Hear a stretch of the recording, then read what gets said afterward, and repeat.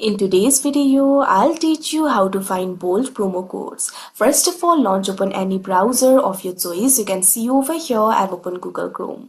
Now, what you have to do is go to any specific website or platform that provides you the coupon codes for various stores. Here, I'm just going to go to Worth a Penny. For that, what you have to do is click on the search bar and type in this link, bold.worthapenny.com/coupon. Press enter.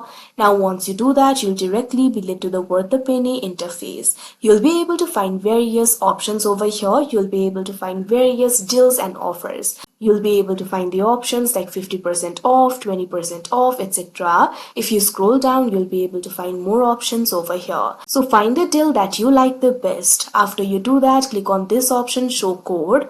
Now once you do that, you can see over here, you'll be redirected to the new interface. In this new interface, you'll be able to see the promo code. What you have to do is click on this option, copy. Now you can see over here, the promo code will be copied and you'll be able to use it during the checkout in order to enjoy the discount. So like this, you'll be able to find the coupon code. So that is how you find bold coupon codes. I hope you found this video helpful. Thank you for watching.